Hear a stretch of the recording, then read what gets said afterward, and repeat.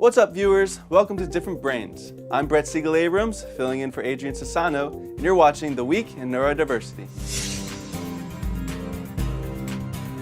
Let's kick things off over in Sacramento, where families receive tattoos to raise funds for Down syndrome. Family members of kids who have Down syndrome flocked to the Royal Peacock Tattoo Parlor in Midtown Sacramento today to get a symbolic 3-arrow tattoo.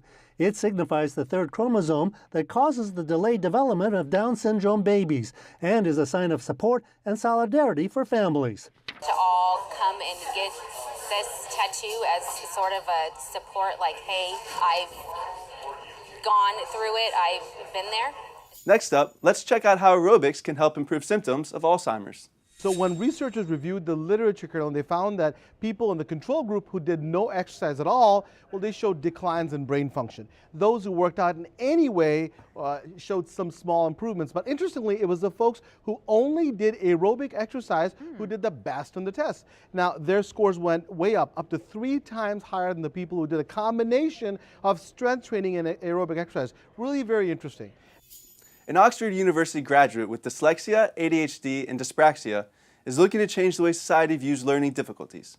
I would write stories for myself, and I would draw and I'd paint, and I'd have these projects where I got to decide what was right. Now I know about learning difficulties, I think about my brain constantly. Because everything I have ever achieved is not in spite of it, it's because of it. Let's move over to Louisville, where a painter with Down syndrome is gaining a huge following through her spectacular artwork. God put me in a special thing. I'm an artist. At 31 years old, Hawk's only been painting for a handful of years, and had it not been for a class at Jefferson Community and Technical College, the talent could have gone undiscovered. She was born with. I'm just glad that we fell into it like we did. And finally, remember the viral video of the high school student with Down syndrome who hit an incredible half-court shot? Well, he just did it again. Let's take a look. He shoots. He scores. A once-in-a-lifetime shot made for the second time. 18-year-old James Meyergard, who has Down syndrome, nails the half-court trick shot again.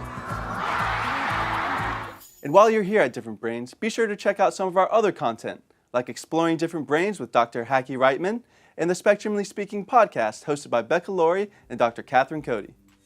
That wraps it up for this episode. Which story caught your eye the most? Be sure to let us know in the comments and don't forget to subscribe. Thanks for watching, and remember, you keep advocating and we'll keep bringing the news.